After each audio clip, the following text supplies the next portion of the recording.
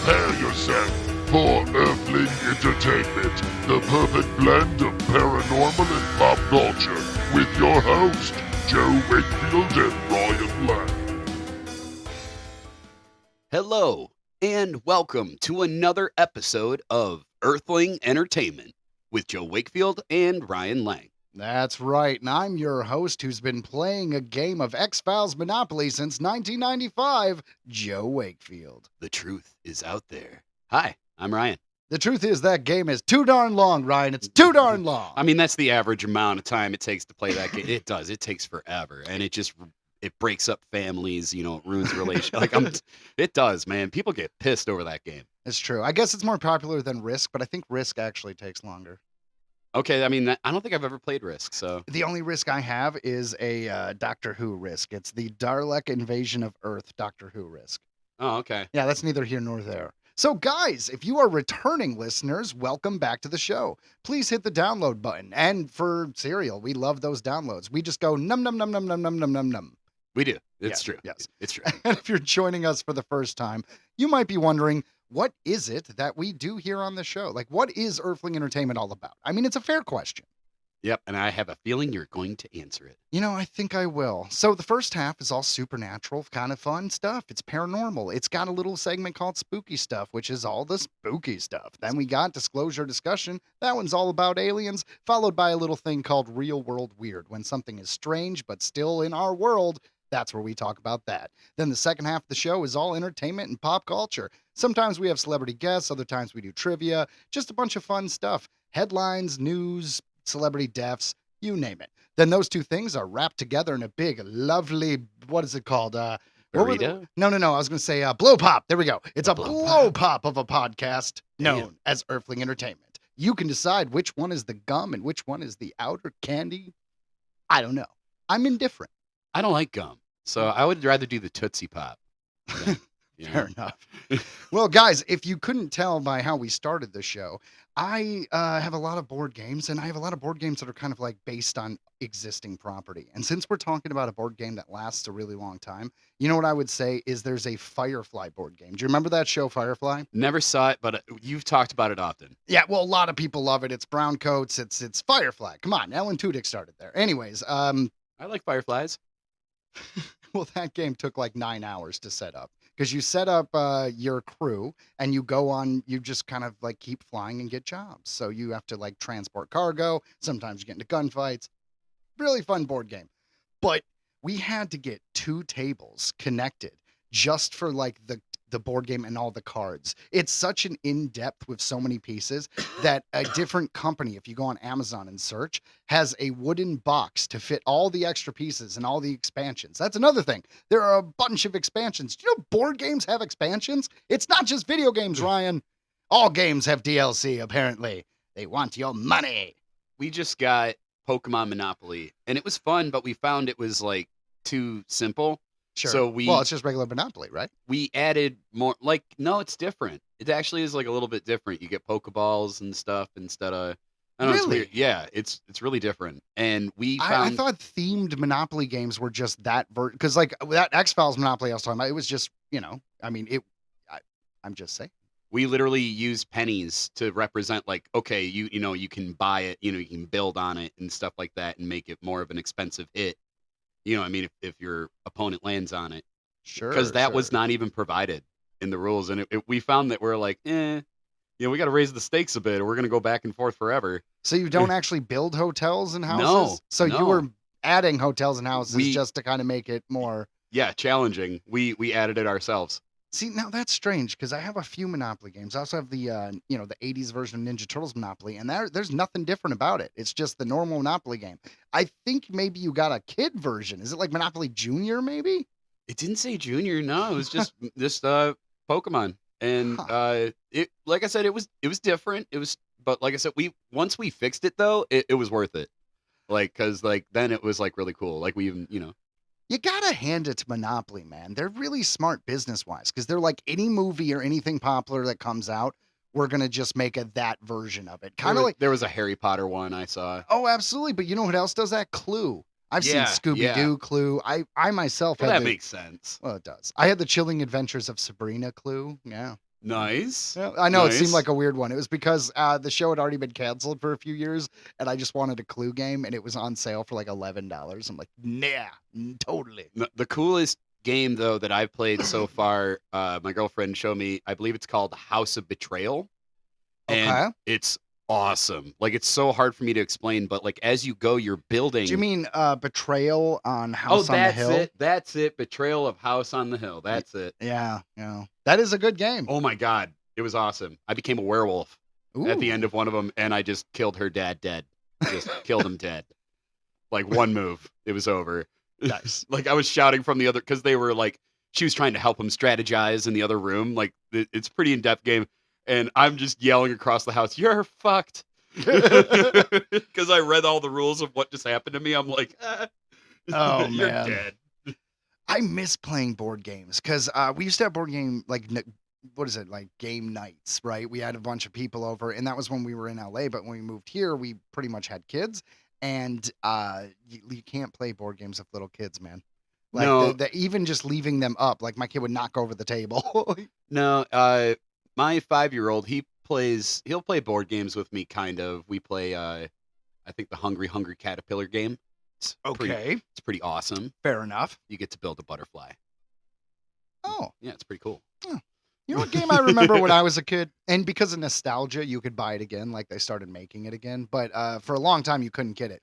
It was Fireball Island, which was a great board game. And then there Fireball was, Island. yeah, and then there was Forbidden Bridge. Do you remember Forbidden No, Bridge? I don't know either of those. So Forbidden Bridge, you're like a little Indiana Jones character. And it's pretty basic. Is you go across a river, then you climb up a mountain, and then you go across a suspended bridge to the idol. And kind of like Mousetrap, you built this little bridge, not as you played, but just at the beginning. And what it was is you push the idol's head down and the bridge would shake. And depending on where your character was, he could fall off, or he could like hook his leg on it, because some of the planks on this bridge had little hooks to catch your character. And it was just kind of like move across. And it was, I don't know why, it was really fun. Super basic, kind of like Candyland, where it's just, oh, you're just moving. Nothing happens. Got it. Oh, okay. Yeah. But fantastic as a kid. I like the showmanship of like having a little sculpture. Like it had a river, it had a bridge. You were at Indiana Jones characters, and this was really cool as a kid. I don't know. Maybe I'm overplaying it. 13. What about 13 Dead End Drive? You remember that one? I want to say that I heard of it, but never played it. Okay, well, it was good. Cool. Man, Uno. Uno? Am I right? The card game scout in this conversation. I don't think I have a single normal game because my Uno is Ninja Turtles Mutant Mayhem Uno. Mine's Minecraft because I was trying to get my kid into it. That makes sense. Did it work? Sort of. Weren't you going to try to get him back into D&D back in the day? I was. Did he lose and- interest or? No, in a weird way, I got intimidated because I got the book and I started reading and I was like, oh boy, like this is gonna take like it takes a lot. There's a lot to that, and I don't have much time. Well, you could use your own imagination. You don't have to follow all the rules. The best way to do it is realize that you're kind of playing it, right? So you can say that this character has 800 hit points and this attack causes this much damage. And if you need to figure out how to do any of that, you look it up in the book. So instead of actually reading all the rules and trying to do it all according to the book, try to do it yourself the way you would do it, and then look up how the book tells you to. And then that's kind of just how you ease your way into it. And then overall, kind of like a video game, when you start learning mechanics, eventually it becomes old hand and you just know enough of the mechanics that you're playing that thing proper. Yeah, and I've played D&D before with people who were good at being dungeon masters, but so I mean, I get the idea, but it's just to actually like sit and read and do it and like figure out how to do it right, you know what I mean? And I don't know, I got a little overwhelmed, not gonna lie. It's Fair intimidating. enough. I always wanted to because I write. Obviously, I wanted to be a dungeon master. I wanted to create a really big campaign. The problem is, the people who I knew who played D&D always played D&D more seriously than I wanted to play, because I wanted to make kind of like a funny campaign. But if I do something that is, I don't know, these guys were super in depth. Like these are the people who would read the books and be like, that race wouldn't do that. They didn't even know that language at that point in time. You know what I mean? Like they have a laundry list. That was intimidating. Yeah, that does sound like that. Anyways, guys, I wanted to say thank you to all of you listeners out there. And this is our 99th episode. So Next week is going to be our 100th episode. Oh my god. It's been a long time coming. So we're gonna have just a couple little bit of a special segments involved. Normal show, but just because it's the 100th episode, we're gonna talk a little bit about the journey and what brought us here. That's right. The Earthling Entertainment experience, the saga. Yeah. Yeah. It's been a wild ride. We've seen and read and learned a lot about crazy cryptids, and I was surprised that the one we're covering today is something we never actually came across before. It's true. And in hindsight, it seems like we should have learned about this guy long ago. But hey, guys, this week's spooky stuff, we're going to talk about the Mantis Man. Like I said, on this week's spooky stuff. The Mantis Man. Mantis Man is roughly 7-foot tall, bug-like creature that has been reported in Hackettstown, New Jersey, near the Musconetcong River. Probably an Indian name. Sounds like it. This cryptid mostly resembles a praying mantis, which is why it's called Mantis Man. Go figure. But it's unlikely to be related to the Mantidae order. It's described to have mandibles and intense black eyes. It was first sighted in 2002.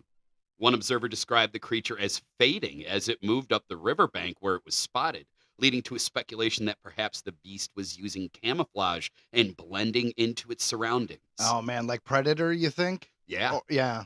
I kind of like the idea of them just kind of evaporating into mist and maybe like teleporting, but it makes more sense that they're just camouflaging. I mean, it makes total sense. We don't know what the heck this thing is. And it's seen in water, so is it aquatic? Is it like... There's a lot of questions. Camouflage, some of the best camouflage is in the water. Think of octopuses. So. Yeah, the cuttlefish. Oh. The second observer reported hearing a humming and feeling tingling sensations and seeing the Mantis Man spread its wings when observed by him in a threatening gesture. So if it had wings, it wouldn't be a water creature, though. And maybe they were fins, not wings. Yeah, could be fin, could be wings, but still, like flying fish. Mantis creature, that would be horrifying. The funny thing is they say gray aliens are kind of drones, and sometimes there's reports of like a mantis-like alien that is like a gray that controls them. Yep. Yeah, you ever hear that? Yes. That always creeped me out. And no, insectoids scare me. Yeah, because the insectoids, as in alien bugs. Yes, because it's like, think about it. Like, I've always thought this. Like, when you see a praying mantis and you see the shit that it can do, I've thought often, I'm like, man, if that thing was bigger than us, that'd be it. Yeah, we would be food. We would be food, and it'd be done. The witness felt like the big bug was somehow sucking information from him. It eventually vanished, as if into a fog. Ooh, so camouflage and telepathic, apparently. Evidently. Which the gray alien version of these mantises, like I mentioned, is also telepathic. Starting to check off boxes, indeed. Speculation followed that the giant scaly creature was psychic and may have even been an insectile type of alien, like Joe just said. The odd thing about one sighting is the fact that both men were out fishing and saw it near a body of water. Praying mantises don't usually spend their time in water. They usually spend their time on leaves and in the forest, though mantises may be able to swim in shallow water. With its huge size, this cryptid version can touch the bottom of the river without its whole body drifting away because of the current. I mean, it depends on the size of the river. But they mean the one that they were spotted in. Yes, got it. Yeah. In all of the reports, the Mantis Man doesn't harm anyone. It's likely afraid of people who encounter it because it seems to always run away when they get close to it. Unlike the two on the Monsters and Mysteries in America, there was in fact another sighting of the Mantis Man. The police report tells that another person, Mr. Streichler, saw the Mantis Man on a riverbank. There's a quote. I saw something strange a few weeks ago on the Mekong River near my home here in Hackettstown, New Jersey. I was driving home from the drugstore on Newburgh Road. As I drove near the bridge over the river, I noticed to my left something. I thought a fisherman, standing in the river just off the south bank. I slowed the car and looked closer. It wasn't a person, and it was transparent-like with a weird shape. It moved slowly towards the bank and into the trees. I drove further so I could see it coming out of the trees. The last I saw of it, it was tall, 8 foot or so, and had long, thin arms stretching off of it. The color was a pale brown, and I could see through it. The head was small compared to the body. It I was, mean, it sounds really fantasy to me. I mean, right? It sounds, petrifying to see. Like, yeah, definitely, yeah, giving off like predator vibes too, with it being like transparent. It's weird. And then he continues to say it was sunny that day, so I thought it may be a glare from the water. But after I thought back, I realized I wasn't seeing a mirage or a glare. I checked the internet and didn't see anything about it. I mentioned it to a coworker in my office at lunch. He gave me the strangest look. I thought, uh-oh, he thinks I'm nuts. We went back to his computer and he brought up the Hackettstown forum with the Mantis Man witnesses. A second witness also described the Mantis Man as disappearing into a fog and claimed that it placed him into that trance-like state when he heard the humming and an odd tingling sensation when it looked at him. Another witness stated, I am chest high in the river. First thing I see was a grasshopper thigh, but bending forward like a human. Then the whole form. He is looking at me over his shoulder, moving up the bank, astonished, amazed. Okay, can we just say it would be scary to see a giant mantis that is clearly a couple feet taller than you. But if I was waist deep in water when I saw any kind of creature, I'm gonna freak out because we're humans. We're not supposed to live in water, so we can't move quick in water. Plus, you imagine anything that is in that water is gonna be able to get you quicker than you're gonna be able to get out. I don't know. That's horrifying. It's a good thing you're waist deep in water because you're definitely going to dump your drawers, so that's going to help out a little bit. Well, at least for the embarrassment factor if you survive. For Right. sure. Yeah. Yeah, it'll help out, That's just Looking at the pros here. Yeah. The witness wrote, he claims the sighting occurred in Hackettstown while he was fly fishing. A lot of fishermen seeing this thing. Makes you wonder if maybe this Mantis Man eats the kind of fish that we're fishing for. You know what I mean? Like maybe they're there for the same reason. All these people are going there to fish because, hey, this guy wants trout too. I don't know what kind He wants trout too, guys. He wants trout too. I don't know what kind of fish are in this river, but I'm just saying. Of course it's trout. You're Yeah. coming for trout. Well, I'm just saying the damn Mantis Man isn't attacking these people. He's just like, he doesn't have menacing motives. And everybody malicious knows motives. that mantises don't like salmon, so they're going for the trout, Dude, come on. Everybody likes salmon. Even people who don't like fish like salmon. No, that's true. A except good me. salmon steak, that's what's up. That's what's up. But anyways, back to this giant mantis guy. That is my wife's favorite fish. Some people claim that the Mantis Man may have been an experiment gone wrong, and someone couldn't control it and just set it free near the river. Likely of scenarios. Yeah. I mean, it seems like that happens to a lot of pets. It's like the people who have alligators or chimpanzees. Hold on. I say chimpanzees because in my head they go crazy once they hit like, I don't know, a couple years old. But there's never been a story that I'm aware of where someone had a pet chimpanzee and just let them go in the wild. But now I kind of want a whole movie about that. It's just going to kill people and tear off their faces. Exactly. And It bite could be off a their comedy. fingers and rip off their genitalia. That's all it's going to do. Wear a cup. Just saying. Where do you go from monkeys ripping off genitalia? I'm just, dude, I mean, back to Mantis Man. I'm just saying, chimpanzees scare the crap out of me, dude. Yeah, that was the one part of Nope where I was like, that freaked me out more than some of the other stuff. Yeah. In that Yeah. film. Yeah. I agree. Others say it could have been a mutation in a breeding situation. Unlike it being short, it would have been massive. More speculation suggests that there are more than just one of these mantises roaming around. Most people reasonably believe it's a giant mantis because it looks and does things like a mantis. Camouflage, spreading its wings, the mouth, etc. However, it's said that it's scientifically impossible for the current atmosphere to sustain a praying mantis this large, unless the Mantis Man is an aquatic creature only resembling the insect.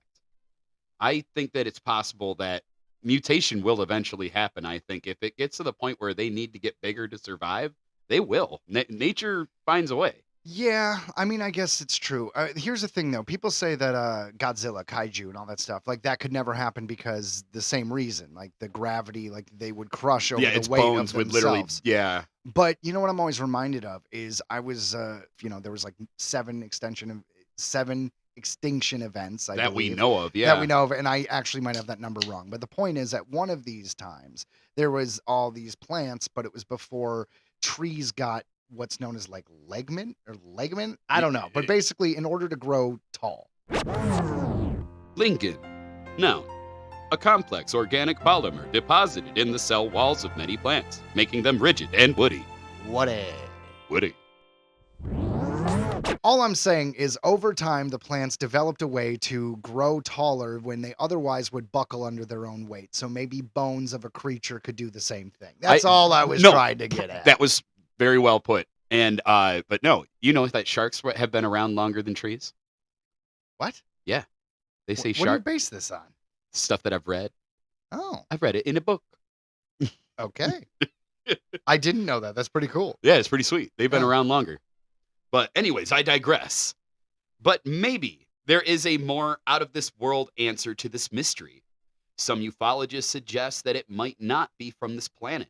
It's widely believed that some aliens look like insects. Yep. Unidentified commentator says the fact is this thing might be extraterrestrial. It's a goddamn alien. That's a quote. That is a quote. Regardless of the origins of this mysterious creature, one thing is for sure. There's been enough sightings that the existence of this cryptid is more likely than many others. Drop your comment on the Earthling Entertainment socials and tell us your theory. If you have a compelling hypothesis, we'll talk about it on a future episode. Yes, we will. That's right. Yeah. So Mantis Man.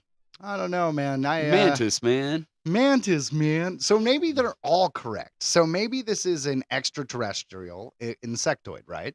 But maybe this insectoid is in an alien base at the bottom of the river. Not obviously because it's not that deep of a river, but like let's say under the mud or the sediment. And then people enter or exit, I say people, but I mean mantis aliens, through the river. Therefore, that would be why they're appearing and disappearing from this spot.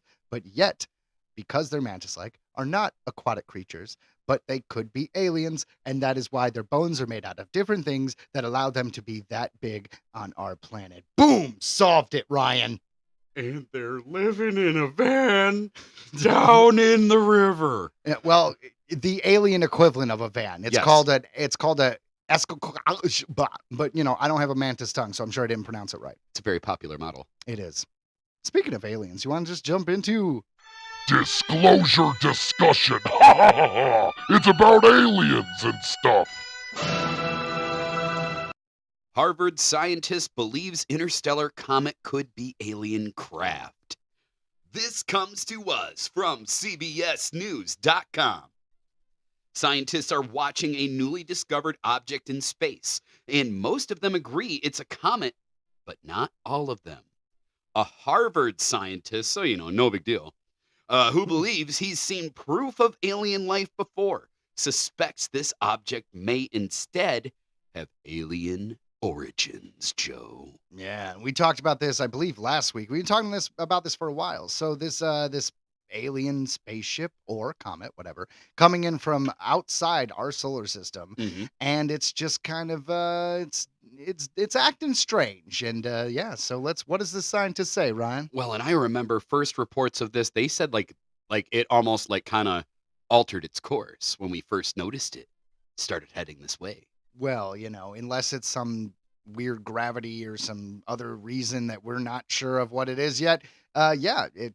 Suddenly making a left kind of indicates you're smart. And it's making a weird way, like it's using all the planets in our solar system to, like you said, utilize their gravity to make its path. That's what it's been doing.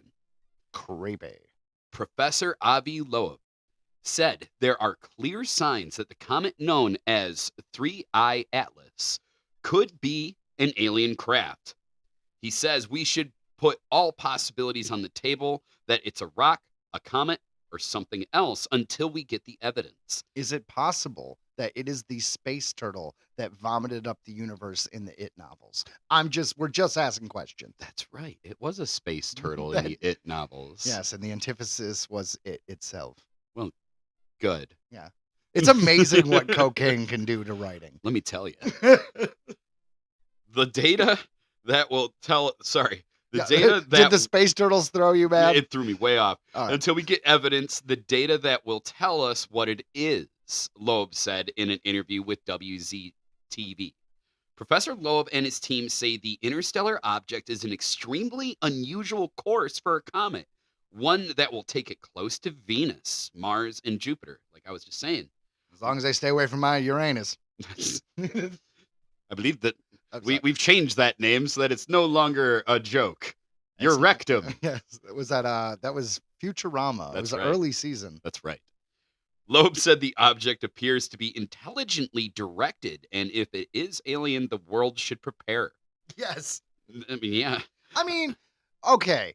Just look at the world right now. It feels like it's literally on fire. We're not going to get into reasons why because we don't cover that on this show. But wouldn't it just be the year for aliens to show up that wanted to kill us on top of everything else? I feel like the general masses question would be, do I still got to pay my rent? Yeah, no, I for me do. it'd be student loans, but I hear you. It's like, oh, well, that's great. Tell them I said hi. I'm going to work. I don't know. Aliens might be the one thing that could actually bring people together. Be like, we don't care if you're black, white, gay, trans, Asian, or anything else. Help us fight the lizard people. Or, excuse me. Oh, man. Help us fight the giant Mantis Man. Oh, my God. The Yeah. Mantis Man has been here on a reconnaissance mission this whole time. Holy crap. We're dead. It'd be like Hands Across America, except it's like, hey, fighting mantises. We're all together, guys. I don't want my head chewed off, Joe. Don't have sex with it. Well, I a can't big- promise anything, that's guys. a big ask. Have you seen him? Mantis. Not a bad ass on that mantis. So anyways, It's about damn time Ryan made that joke. I had to throw it in somewhere. I think that when we have a blind date from a visitor from another star, all bets are off, said Loeb. We shouldn't assume anything, and we should assess the risks given the data that we have.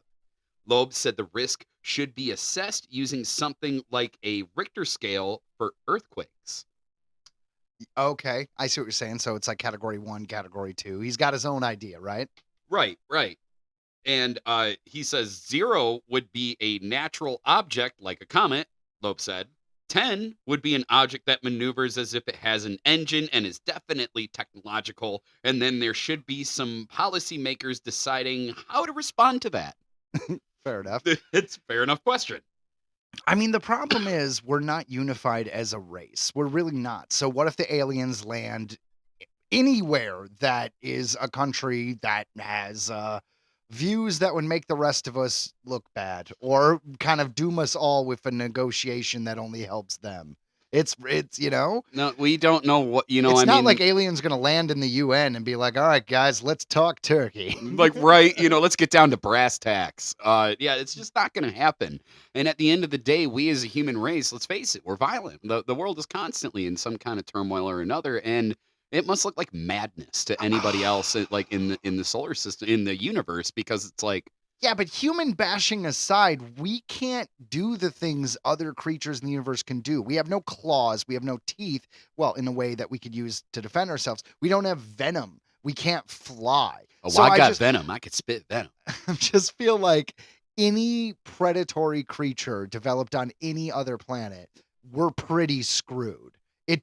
We just feel like very soft meat sacks that were just meant to be. I don't know how the human race lasted this long and how like there wasn't like, was there tigers or wolves? Are they all that stupid? They couldn't organize to where it's like, hey, these jelly sacks, we could just rip them apart. I don't know. Mortality is fucking frightening. Thank you, Joe.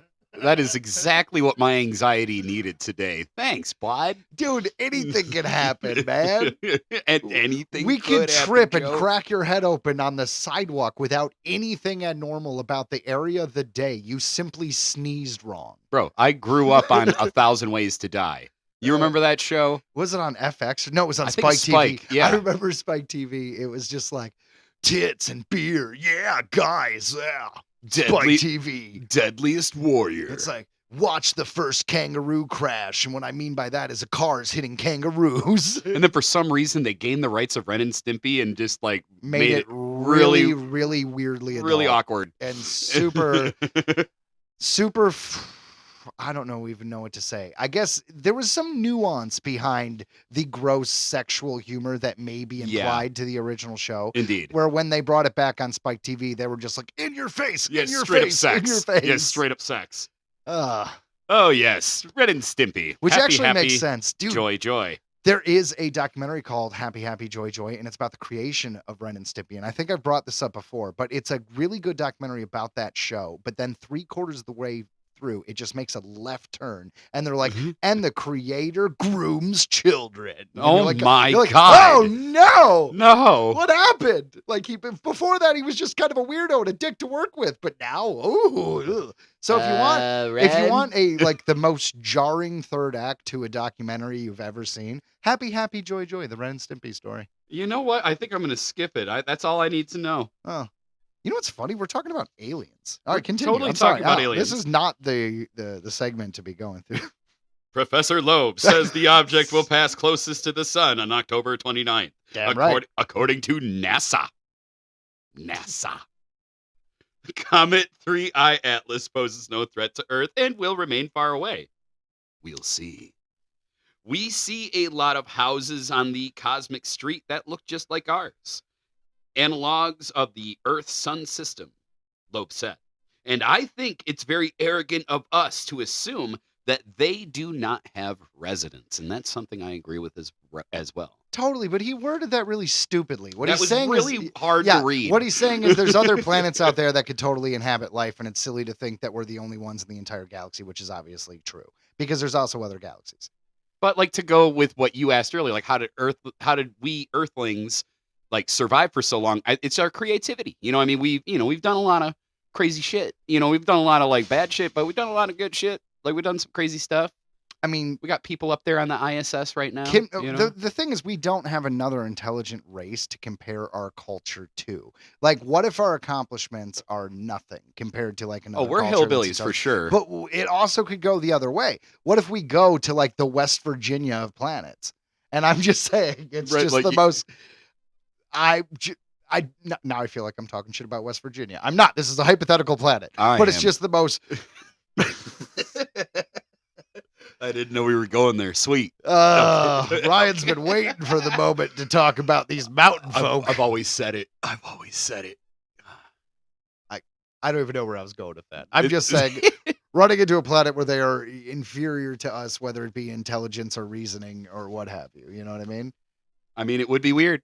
It would be weird. Some things are weird, though. You know what I mean? Like, I feel like we're pretty weird. Well, you know what? And you're weird for listening, but we love you. Real world weird. Adult pacifiers trending in China for stress relief and sleep. Doctors warn of health risks. I mean, all right, I'm not going to talk about this yet. Let's get into it. This comes to us from SouthChinaMorningPost.com. Yes. One of our favorite editors. I'm a subscriber. I think we should see what else they have to say. But continue. Yeah. Adult pacifiers, which claim to relieve anxiety and improve sleep, have become a trending product in China, sparking concerns from doctors and internet users. Because they're all professionals, as we all know. Yes, everyone on the internet knows everything. Indeed. Some online shops claim they sell more than 2,000 such items a month. They are described as being bigger than the baby version and sell for between 10 and 500 yuan, which would in the U.S. would be $1.40 up to $70. Oh my God! You want to be the asshole who spends $70 on a binky? My binky is the shit. I mean, if this continues though, if this is a trend that actually becomes a thing, you know it can go up higher than $70. Like, what if we start like getting some like jewel encrusted shit? Like, what if there's some celebrity, a Japanese? Oh, it's Chinese. Okay, what if there's this Chinese celebrity? And they just have designer binkies now. You know what I mean? I literally can see it happen. Yeah, I can see it happen. I'm just saying, binky by Woo. Woo hoo. I don't know. I think $70 is kind of, it's a designer thing now, but it could go way high. We go high fashion. There you go. I feel like if you went to a rave in China, there's already binkies because I know there's binkies here at raves and stuff. That's what I was gonna say. And I don't know if that's still a thing, but when we were at the age where we would go to raves, Ryan. Just to speculate. It was called Candy Ravers, man. It was like late 90s, early 2000s, and it was all the girls with the plastic bead bracelets and was it a lot of rainbow pigtails and and those. Yeah. And yeah. binkies. That was a big thing. Light up binkies. And Mhm. do you remember the menthol where it was not like a drug or anything like that. It was just straight up like to clear your sinuses. It was like menthol sticks. I remember all those people. I don't remember sniffing those. I menthol remember sticks. like the Listerine the like, Listerine strips. I remember those. In hindsight, it's because all of them were rolling, and that's why they liked it. But I just thought it was part of the culture at the time. Hey, you know what? Hey, everybody knew how to have a good time, and I mean, so Chinese people are getting in on it, man. I'm just saying, it's already kind of been a thing, so it's not. Tell that me about shocking. this big key revolution. Many shops say that adult pacifiers offer stress relief and help with sleep. Some say the products can also help people quit smoking and assist with proper breathing. Because, I mean, yes, if you're sucking on a binky, you can't have a cigarette. Yeah, but there is something about the oral fixation of quitting smoking where That's if you true. replace it with something else, it's easier to quit. I knew That's people why- that would like have straws in an empty pack of smokes. Yeah, my dad, he took the plastic end of a Black and Mild and just kind of like randomly hit it with nothing in it. That seemed to work for him. The nipple part is transparent, and the shield comes in a variety of colors. The Post found it is high quality. Yeah, it's a normal binky. Right. It is high quality, soft, and I feel comfortable sucking it. It does not impede my breathing. All right, Ryan. One buyer said, Ryan, read that one more time. I was going to say, you're going to use this sound No, bite. just read that one more time. It is high quality, soft, and I feel comfortable sucking it. All right, now we're gonna do some stuff with that later. Continue. It does not impede my breathing. One Maybe buyer that too. One buyer said on a leading shopping platform, "It is amazing in helping me quit smoking. It gives me psychological comfort and makes me not so fidgety during my smoke cessation periods," said another person. A third buyer said, "When I am under pressure at work, I suck on a..." Ryan really can't take this seriously. A third buyer said, "When I am under pressure at work, I suck on the dummy. I feel I am indulged in a sense of safety from childhood." I get the idea that they're saying, right? Because obviously when you're a kid, this is something you do. So it can like mentally bring you back to that place. But I would just, I'm not trying to be weird, but I can't put a binky in terms. There's two boxes where they go. One is a childhood baby thing. And then on the complete opposite side is like a sexy thing that a chick is being like weird fetishy about. There's nothing in between. So when there's all these adults, a little bit of the rave's a little bit in between, right? Yeah, well- like, as you see people at a rave with a binky, you're not gonna think twice. Just saying. Fair enough. So drug culture too. Yes. The point is a very young and a very adult, but there's some kind of deviance on the adult side.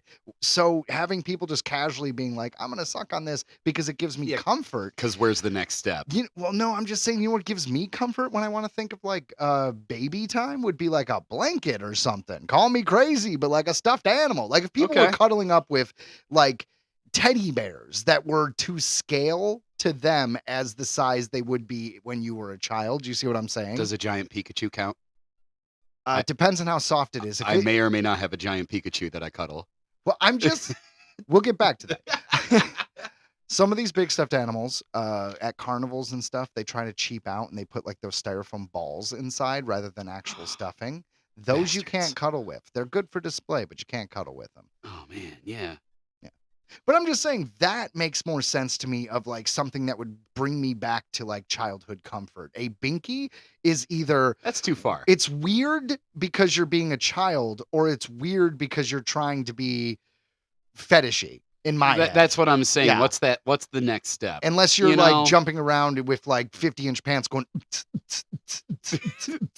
because that's a totally different vibe. And in that case, you have a blinky, wear some glow sticks. I'm right there with you. Let's spray some silly string. Let's get wild up in this biatch. No, I have to agree with you. Binky would not be my first choice for comforts. It just really wouldn't.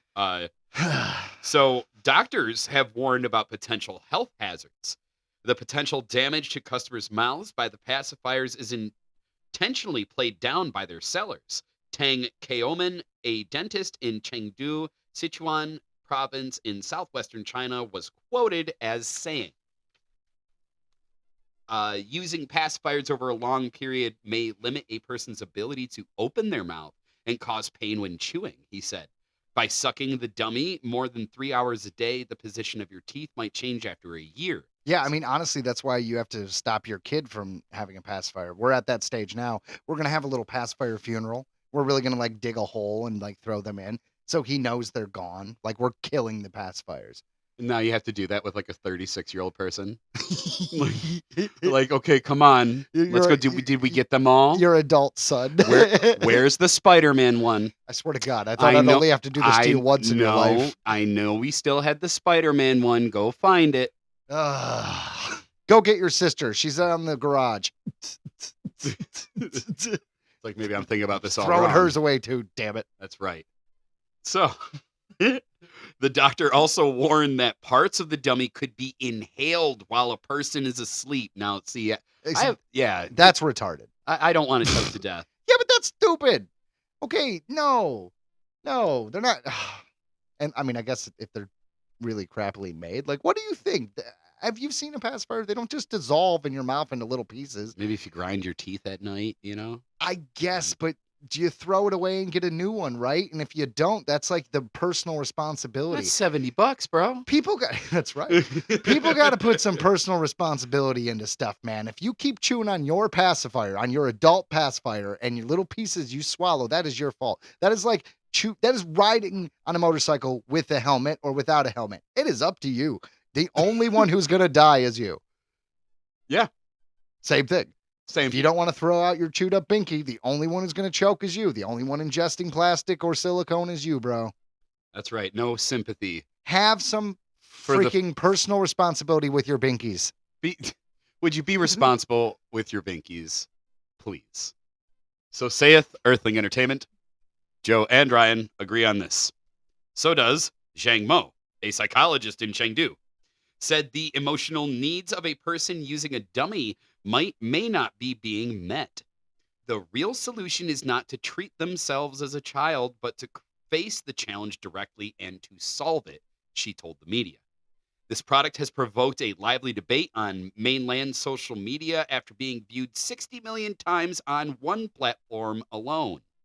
This world has become so mad that adults are using pacifiers, said one online observer. And I have to add to that myself that, maybe perhaps make life a little better for your citizens. Like maybe the governments of the world need to, start, giving us more than a pizza party every now and then. You know what I'm saying? Like, you're not wrong. There is something to be said about a society that is so stressed out, that needs so many pills to be mentally stable because they need something to wake them up. They need something to put them to sleep. They're too happy. They're too sad. They can't stop looking into the void and just go along with their day. So we have to be just like always coping in some strange way. I will say that an adult pacifier is probably better than meth, but a dentist may disagree. I was gonna say it walks that gray line. You know what I'm saying? Between that and meth. And yes, but just that thin gray line between meth and binkies. But if your population is stressing out so much that they are turning to binkies, it's time to rethink what's going on. Like, you know what I mean? Like, I feel like we're only a couple short steps away from that here. I mean, I'm pretty stressed out. You know what I'm saying? Like, yeah. I mean, things become trends in weird spots, man, and a lot of things have come over to the United States. So it maybe this time next year we'll all be spending $70 on binkies, or if we're smart, we'll be spending $10,000 on the new Kardashian Bink by Kardashian. Dude, it just looks. It's full of diamonds. It looks great. Your gums bleed, but you're so high society. You really are, and you just really feel really beautiful and blessed, and blessed. Yes, absolutely right. Kind of like this next guy. We got another one? Oh yeah, we got another one. All right. Well, let's see. Just stuck in a slide. a fat guy's nightmare. Emergency responders were called to an elementary school in Vernon, Connecticut last Saturday afternoon for a confined space rescue involving a 40-year-old man stuck in a playground tube slide. Dad, That'd be- Dad, can't get through here. I mean, I got questions. It's all I'm saying. Like, why was he there? Is kind of the main thing, right? Because it's like, did he bring his children there and he was trying to play with them and then he gets stuck? Because if so, that's sad. If he's just a jackass who's drunk or something, then it's hilarious. I will say- it really depends. I will say, I think he didn't look like that. Like, well, I think he like got bent. He did, yeah. Yeah. So he was basically, I mean, the headline makes it seem like he was really, really fat. And, Yeah. He was a bit overweight, but it was more of folded like a taco. Like he was bent over at the waist, and his Yeah. head and his neck Yeah. were kind of at the top, Ugh. facing down at his waist, and his legs out in front of him. So he like got stuck in a weird bendy way. He So was the genie in the bottle, dude. Like just cramped up in there. can you imagine though? Because that position would restrict your breathing. Like that would be horrible. It makes me think of like those spelunker videos, the people who go crawling in holes and shit like that. Like, why the fuck do you do that? Oh my God, I am good on never doing that. Oh, dude. Neil? Yeah, that's ugh. So, upon arrival at the Northeast Elementary School, first responders found the man wedged feet and head first in the middle portion of the slide, according to the Town of Vernon Fire Department Facebook post. Oh, so yeah, you're famous now, dude. You're on the Facebook. You're on the Facebook. Everybody thinks you're either old or popular. EMS personnel provided oxygen to the man, who was in extreme discomfort due to the hot temperatures. So it was also hot. Yeah, and have you ever been in one of those slides on a hot day? Mm-hmm. I mean, yeah. I know it's been a while since you were a kid, but you ever like, take your kid and you just go through yeah. for like a second and you're like, Jesus. Oh, yeah. So after being evaluated on scene by EMS, the man refused further treatment and transport to a local emergency room. So he was refused to go. Yeah, Yep, because he's "I'm probably fine." he's embarrassed as hell. Yeah, like so embarrassed. I don't want anyone to know about this ever. I need to live this down immediately. And he never will. Well, I don't know. His name wasn't in the article. So, his hometown, he's screwed. Like, everybody's going to be, like, laughing at his Get hometown. the fuck out of here. But right now, he's just a Connecticut dude, man. He moves to Iowa. He's a completely different dude. And maybe he stays away from fucking slides. Oh my God. You know what I Now you always... got a phobia of slides. You know what would be worse, though? Imagine being stuck... Because he was stuck facing down at the slide, even though he was in that weird folded Like, spot. like, how did that even happen? I don't know, but I got a scenario for you. Imagine if it was backwards, right? So you're kind of looking up. Now Yeah. imagine it's a water slide. The water wouldn't be able to escape. So you would slowly be filling up and eventually you might drown. Yes, Because you get Mr. Bond. completely submerged in that pipe.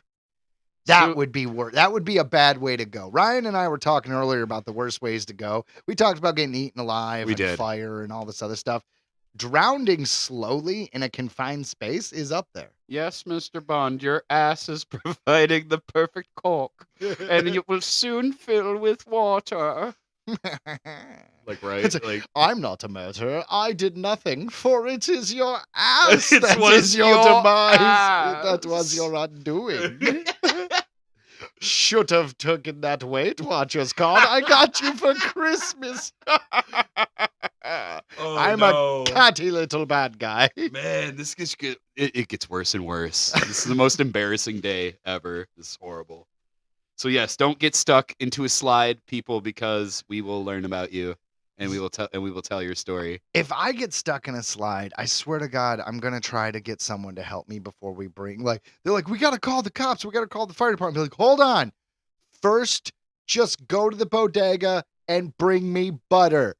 Throw butter down the slide. It is hot. The butter will melt. Grab the pan. Perhaps it'll be enough for me to slide forward. My Pam. I really think we should call the fire department. God damn it, Tommy, bring me butter. Guys, seriously, it really sucks being like this. Could you hurry this up? That was- terrible situation. You hate to see it, you know? You do. But you know what, Ryan? Entertaining. You know, I think I'm personally ready for more entertainment. What about you? I'm always ready, Joe. I'm actually, kind of fiending for it, dude. Well, I think this is the end of the first part of the show. We're going to jump into the second part just after this quick little message. Peace! Message. Calling all comic fans, it's time to feed your brain at Green Brain Comics, where the freshest new issues, graphic novels, and manga hit the shelves every week. Whether you're looking for the hottest new series or the latest small press sensation, we've got it all. Every genre for every age, Green Brain Comics is your one-stop shop for all things graphic storytelling. Got questions? Our friendly staff knows their stuff. Whether you're a longtime fan or new to the world of comics, we've got recommendations that'll keep you coming back for more. And don't forget to check out our special events. Green Brain Comics is not just a store, it's a community. Located in East Downtown Dearborn, we are at Green Brain Comics on Facebook, Instagram, and YouTube. Shop online at greenbraincomics.com, and remember to feed your brain at Green Brain Comics.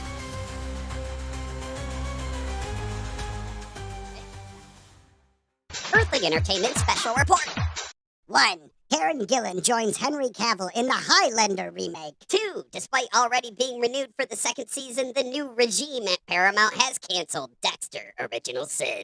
3. The Institute has been renewed for Season 2 at MGM+. 4. Sesame Street Season 56 will premiere on Netflix and PBS Kids in November. This has been an Earthling Entertainment Special Report. Thank you very much to the two gremlins that we have come in every week to do special report. That was a good one, this time. Yeah, I love those little guys. You know what was kind of fun is, guys, we were able to install I don't want to say cat door because it sounds a little demeaning. It's more like a little elven door. They're very short, but it's in all our tiny. doorways, and it just it gives the place a whimsy. It does, and they're professionals. Oh my God, yeah. I love that Baxter. Yeah, Baxter and Alistair, they're Ooh. both, Baxter and Alistair. They're Urs. Yeah, and no, what can I say? Best Craigslist find I've ever had. Okay, I feel like we're done with this bit. Guys, you're in the second half of the show, which means it's the entertainment section, and we usually start out when there is something about music. Music mumbles. A Grammy winner was seen walking down Ventura Boulevard in his underwear. This comes to us from RollingStone.com and MusicNews.com. Lil Nas was hospitalized for a possible overdose after charging at officers in Studio City in the early hours of August 21st. The rapper was handcuffed after being transported to a local hospital. The Los Angeles Police Department confirmed that a naked man was found walking down Ventura Boulevard at 5:50 a.m. after several concerned witnesses called the police. While the LAPD did not confirm the performer's name, TMZ shared a video of the 26-year-old rapper walking the Confidence in white underwear and cowboy boots. Because you'd have to walk with some damn confidence if all you got on is some tighty whities and white boots. And the cowboy boots to go with it. I'm imagining him just strutting down the street. Oh, I saw the video. Oh, yeah? Yeah. Oh, it was bad. Oh, my God. I saw the video. I dated this girl for a short time who lived right off Ventura, so I am imagining the walk to go to her apartment and just seeing the character of this guy dancing. So now I want to watch the video and kind of like put them together. Was it? I'm not trying to make fun of somebody's breakdown or drug habits, but was it funny? It was hilarious, but it was like it was so weird. It was weird because he just kept talking about the party. And it's 5:50 a.m. and he's just walking around in his underwear and cowboy boots. Just we're going to the party. Like, yeah, he kept like talking about it. So did he miss the party? Was he headed to a party? Was there going to be like an after party that he already partied himself out with? Or was this like a party he was supposed to go to at like 8 p.m. and never made it to because of drugs? Could be all of the above. What it seemed like to me was he was under the idea that there was going to be a party, like it was coming, like he was going there, but obviously he didn't get there. So if this was my movie ride, if I was going to do a biopic of this guy, at this point he would be in the party. He'd be walking down Ventura, except it would cut to like what his vision is, and it would be like a bright sunny thing, almost cartoony. I was gonna say straight up cartoony. So many puppets. It's kind of like the South Park episode where Jim Henson puppets everywhere, just being like, "Hello, Nas," like, It's a lovely day to party. Like you can get like felt 40s lifting up to the sky. You know, it reminds me of the South Park episode when Stan became an alcoholic. And when he drank, like everything was great. And then when he wasn't drunk, everything was shit. Well, kind of most relate. people that have these troubles feel that way, Ryan. I kind of relate. Anyways, Yeah, but do you relate enough to walk down the street in some tidy whities and cowboy boots with the confidence of a Grammy winner? yes, sir. Oh, I have it in me. I know it. So- I can't wait for the day. Make sure you subscribe. I'll do it live. That's right. Oh shit, we're gonna start a Patreon if you're doing that. Oh fuck that, we're doing an OnlyFans. I mean, OnlyFans. That's right. Earthling Entertainment OnlyFans. Earthling Entertainment. Earthling Sexy. Entertainment. Yeah, Earthling Entertainment Sexy. There. Ooh, at There you go. yahoo.com. There you go. Okay, guys, that's right. That's right. So, back to this guy. In the video, the rapper can be heard commenting about being at or going to a party and stopped to strike a pose several times. He also told the person filming to put the phone down. But then he struck a pose. It was later revealed that by the time law enforcement arrived on the scene, Lil Nas X was no longer wearing the underwear and the cowboy boots he had been seen in before. That explains why his white cowboy boots ended up listed for sale on eBay Monday morning for $10,000 or best offer. Okay, so very, very entrepreneurial of you, Mr. Person who stole these cowboy boots. Like, but you got to be a little my God. smarter and wait a couple weeks I mean, before can we? trying to. Can we? I mean, that's impressive. I I know, never get to press a but button. all you do is you take screenshots of the arrest and then you wait like a year or two or even 5 years, right? No, and then strike iron while and hot. then no, fuck that. And then you put it out there and you're just like, guys, remember this infamous moment? I got that mother trucker's cowboy boots. I agree with it. I think he did the right move by just putting it right up because, like, yeah, just do it. Just do it. The problem is it's actually clearly stolen stuff. It's kind of hard to say you found them when Hey, you're labeling hey. them for sale as this rapper's It's stuff. eBay. It's eBay. Nothing matters. I want to know though, Fell like, off the back of a truck. I want to know if this guy's going to go after him for the boots or if anyone or the cops Get care. my boots back. What if no, like if he sells it, like can he actually sell these boots? Like I know Little Nas has got some troubles, right? So he might need the money for the lawyer. He'd be like, "Listen, think if I'm he's going to sell fine. my $10,000 cowboy boots, motherfucker, I'm going to make some money on this." I'm sure I bet that eBay would take like $1,000 in fees. I'm just saying. you're right. You're right. You'd lose out on the fees on eBay, but still, you could get away with it, is what I'm saying. I guarantee it. So, according to the LAPD, the man charged at officers after they attempted to approach him. And a naked man running at you. I don't care who you are. I mean, like.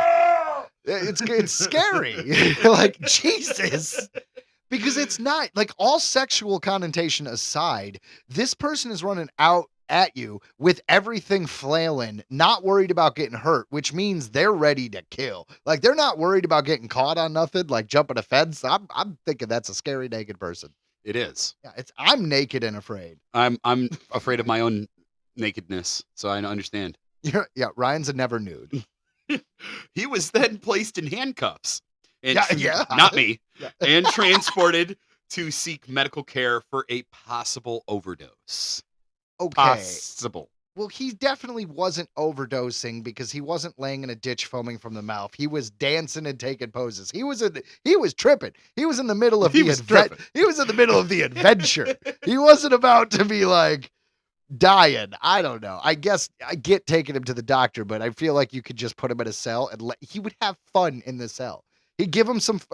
If he starts freaking out, just be like, "Look, make sock puppets." You would open up his world. Just set him free. Just Just let him go. Let him do his thing. we could do what England did, and we could just get like this little island, Beaver Island in Lake Michigan, and just put people on there like a little penal colony. Anyone who fucks up in LA just ends up in Lake Michigan on a small island. Oh no. So back to By the way, I know about Beaver Island because in 5th grade I had to do a report, and I don't remember what the report was about, but I picked Beaver Island, so I assume anything. Are there beavers? There used to be a lot of beavers. I remember the funny thing is like it's a small island and it was very sandy. After all. And tourists are slowly taking away the island by the sand in their shoes. It's a small island after all. Prior to the incident, Lil Nas made a flurry of bizarre posts on his Instagram page after deleting all earlier posts 2 days prior. So there were signs. Then he shared unreleased music over mirror selfies, his art, and piles of junk in what appears to be his home.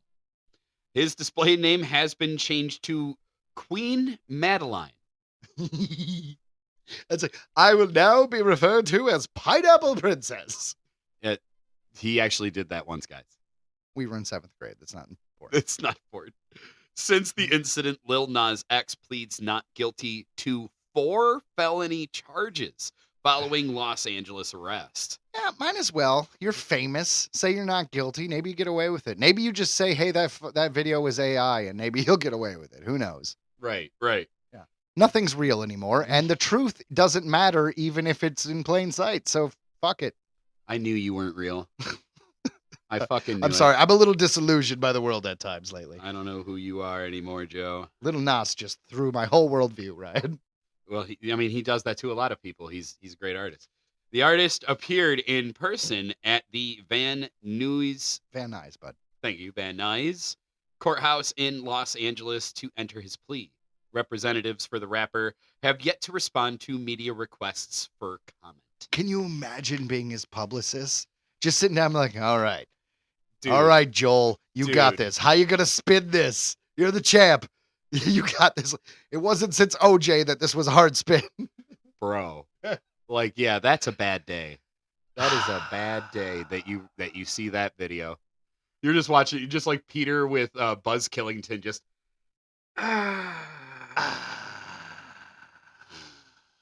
Yeah.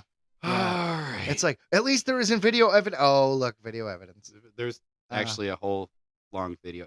Great. Oh, you can clearly see it's great. Great. Well, you know what? I do hope this guy gets, I don't know. It's tough to say, right? Like, I don't know if he's actually a deviant in his personal life. He's a celebrity. I have no idea. So if he's a bad dude, I hope he gets bad stuff. If he's a good dude who just partied too hard, I hope he's intelligent enough to stay in his house next time and pays the appropriate amount of damage to society. It seems like he just partied too hard. I agree. It's but whatever. It's tough. But I mean, you're attacking cops. That's it's never a good idea. That's a really bad idea. It's never a good idea. It's very easy to be killed by the police if you are you attack them. Let's just be honest. Yeah. Don't do it. It's not a good idea. That's a good message for everybody. That's a PSA today. Yeah. Guys, don't attack the police. They might kill you. Speaking of dead, here's our next topic. Remember that guy? Remember that gal? Well, now they're dead. David Ketchum dies at 97. I mean, it's a good run. David Ketchum, a voice actor and comedian known for his roles in series including Get Smart and Camp Run Amok, died on August 10th. He was 97.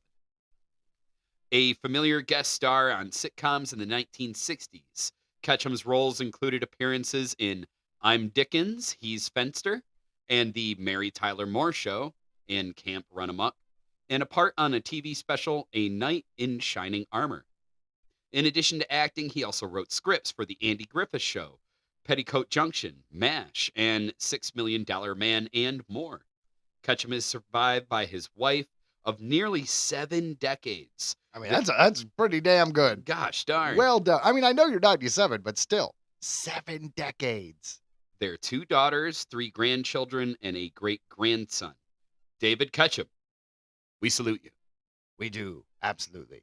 You know, I wouldn't even know what Get Smart is just because I'm not old enough. But Steve Carell did like an American version remake of like a movie of Get Smart. And I believe he played this gentleman's character, but for the movie version. And Anne Hathaway was in it, and it was kind of fun. They even had a weird spin-off movie where it was like Bill and Lloyd Extreme or something weird. It's not important. The important thing is... Waiting on the Pete and Pete.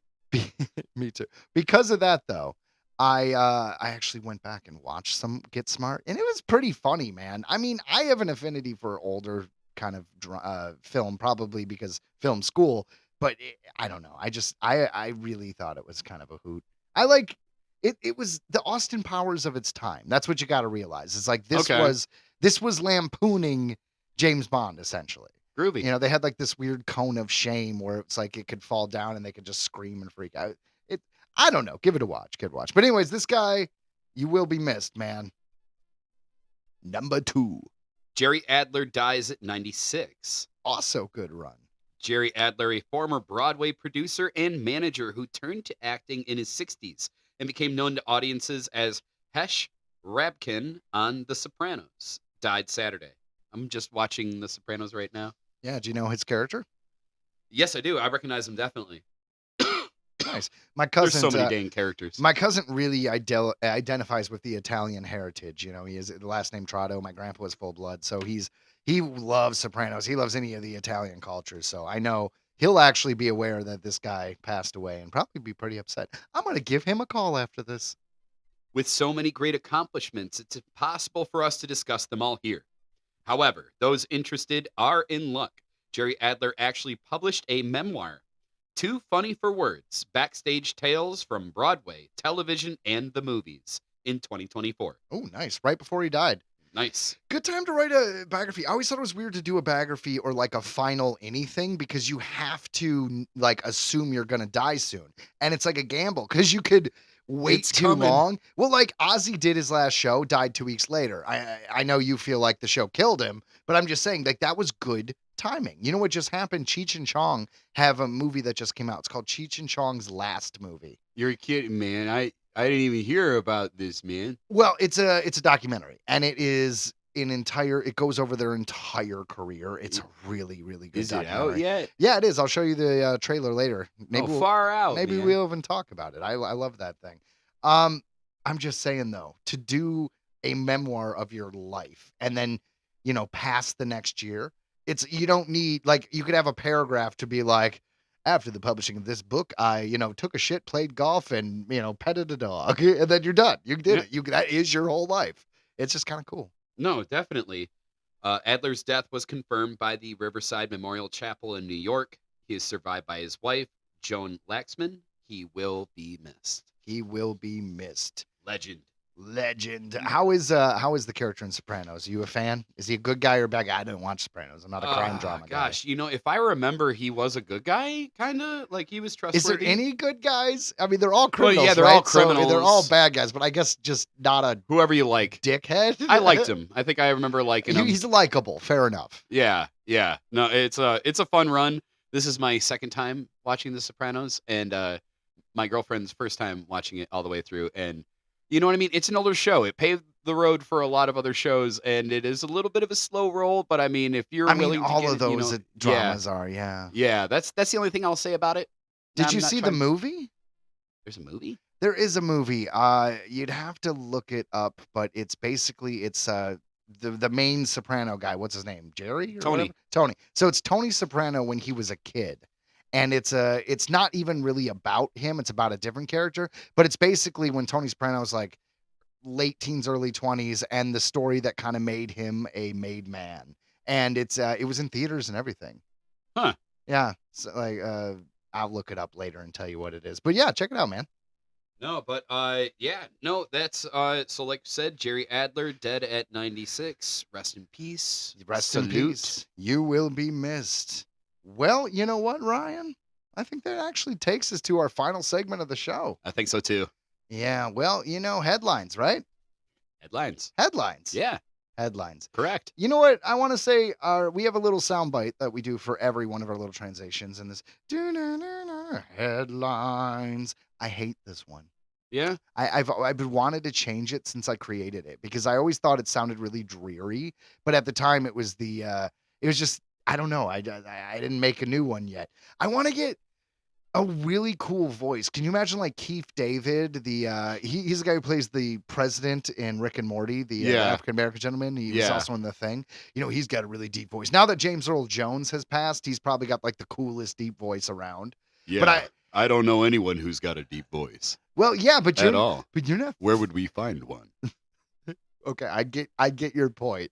I'm just saying, how much would it possibly cost to get like a really cool famous voice actor to just say like each one of those things? Just be like headlines, disclosure, discussion. Like, can we get? I know we can't, but can we get like Natalie Portman? Just pay her like, look, $2,000. It'll take 5 minutes on your time. You can record it on your damn phone.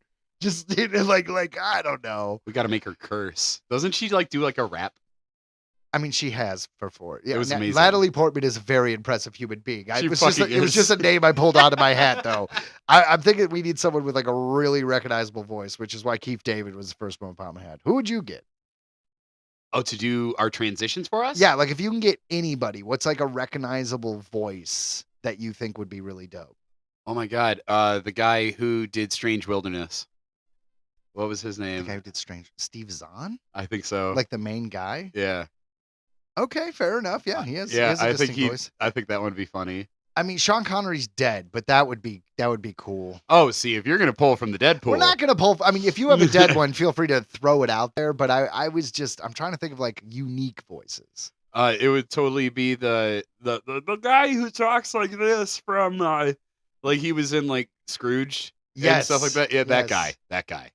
I know his name, and if you would have asked me when we weren't recording, I Or would have had it Sam right. Kennison. Sam Kennison. Oh, Headlines. get ready for headlines. I mean, but yeah, that's the right idea. Like someone super recognizable. Well, like be a good one. Well, not anymore because he's got a bunch of like abuse charges against him. But when he Oof. was popular about 10 years ago, Russell Brand would have been a good one. Russell Brand. I didn't know you were gonna pull Russell Brand out. I wasn't ready for Russell Brand. I don't know.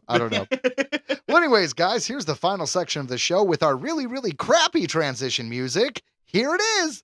Earthling Entertainment headlines. YouTube confirms altering videos using AI without notifying creators. We truly are in a horrible dystopia. This comes to us from digitalmusicnews.com. YouTube reveals using artificial intelligence to make video enhancements to content on its platform without first notifying content creators. Confirmed to be applied to a subset of YouTube Shorts, the undisclosed changes have left some creators feeling unsettled about how their work is being used. It also raises questions about the overall implications of undisclosed algorithmic mediation. Yeah. Yeah, it's messed up. That's why when I saw this, I was like, oh my God, we got to talk about this. It is messed up. Now, I'll talk more about it after you read the article because they make some points, but it's the idea of manipulating someone else's art, even when it's just cleaning it up, so to speak, Exactly. isn't great. No, that's wrong. I was like, man, my hair looks strange. Music educator and commentator Rick Beato, who has over 5 million subscribers on YouTube, told the BBC. He says he first suspected something was off when his own appearance in a video looked different.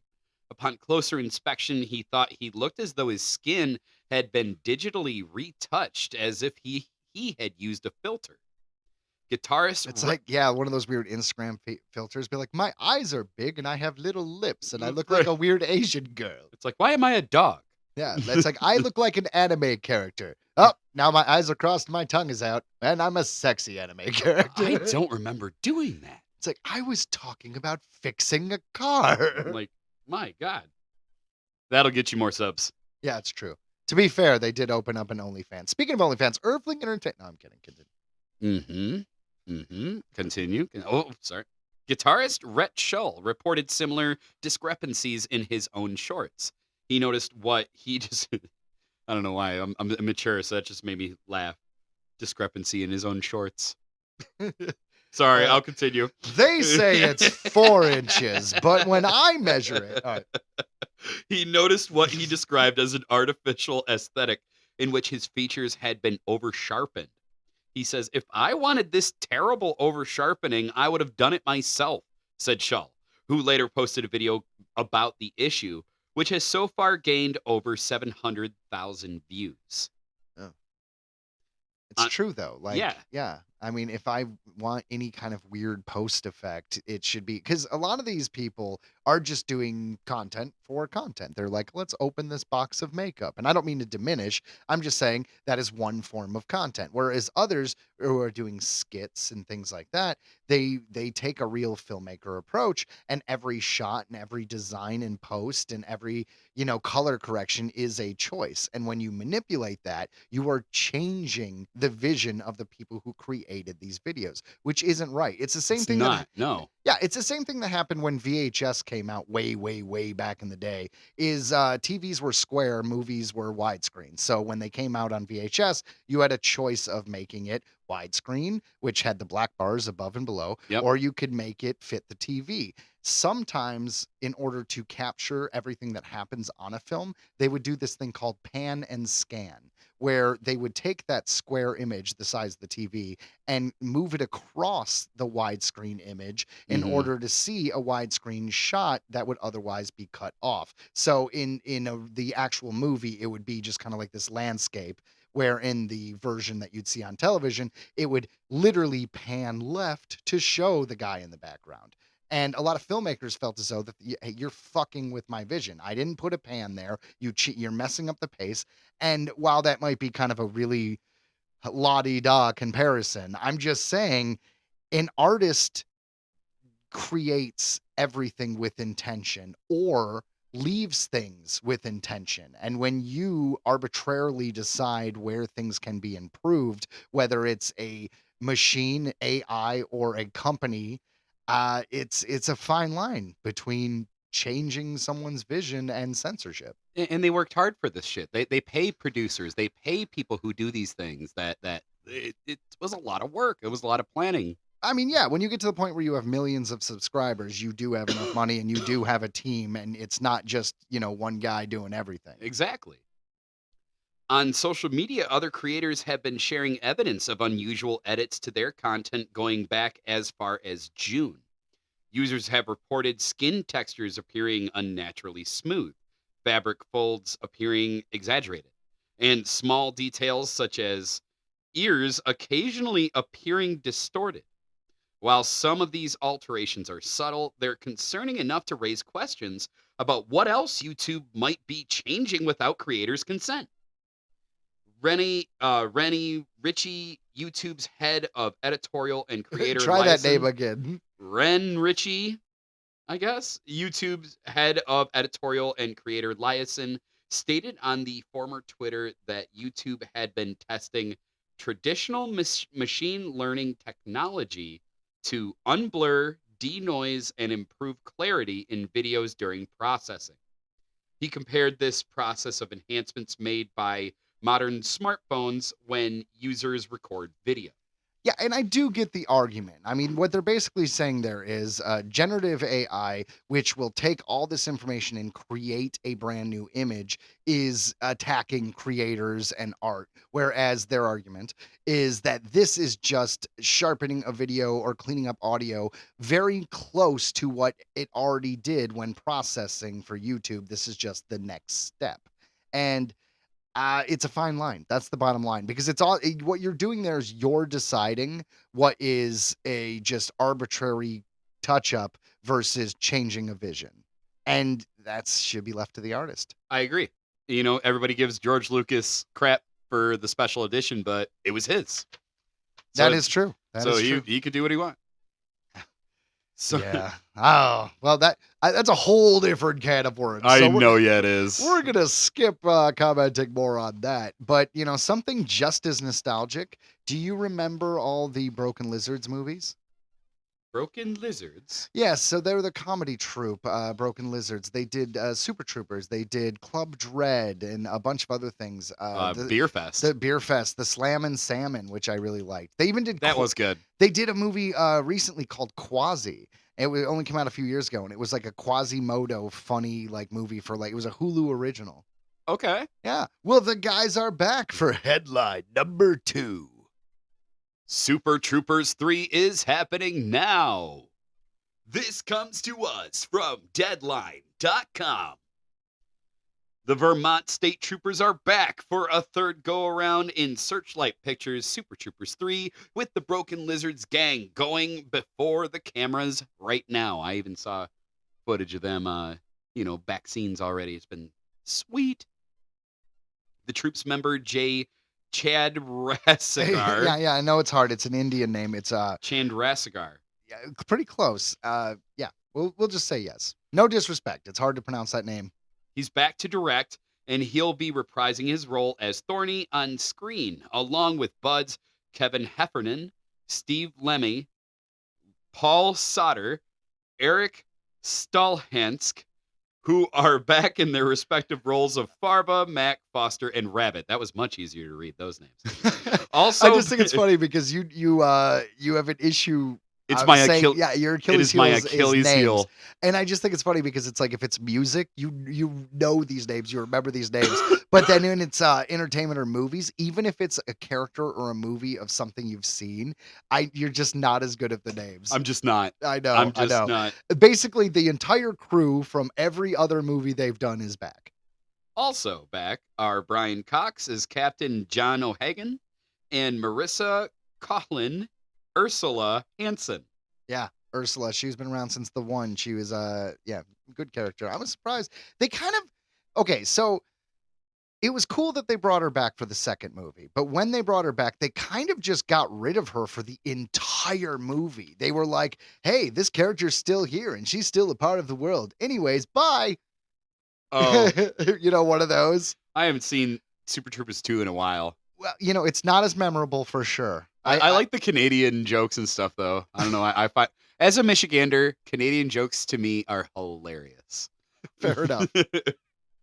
Broken Lizard has been part of Searchlight family for over 2 decades, and we couldn't be more thrilled for another entry into the Super Troopers saga, said Searchlight President Matthew Greenfield. Super Troopers has a way of making the absurd feel inevitable, and we can't wait to bring audiences along on another adventure with these characters who leave a trail of joy and laughter wherever their patrols may take them. And chaos. Super Troopers was released by then Fox Searchlight in 2001 after being acquired at Sundance Film Festival. Following its debut, the film went on to win the Audience Award at the South by Southwest Film Festival. A sequel was later released in 2018. Both were directed by Chandrasekhar and written by and starring the entire Broken Lizard group. Yeah. I you know what? I'm a fan. I am too. And so Super Troopers came out and is a certain flavor of movie. Littering in. Yeah, absolutely. But then the second one came out and it was Club Dread. And the thing is, everyone wanted the same kind of humor as Super Troopers because Super Troopers, everyone was riding the high of Super Troopers. And what we got was a film that was very much a slasher movie satire to the point of absurdity. Like they purposely were goofier than in Super Troopers. Whereas Super Troopers, while it was kind of unlikely to happen, was still the real world. Dude. Club Dread got so absurd. It got silly and it turned a lot of their fans off. So, I think that's why they found a good medium when they did Beer Fest, because it was still crazy absurd and couldn't happen, but still also kind of felt like it could. It was like a perfect middle. I have a coworker who's like 30 years old, and he was training me on everything. I just started working at the assembly plant, and literally I'm working on a truck, and we're shouting at each other as I'm working.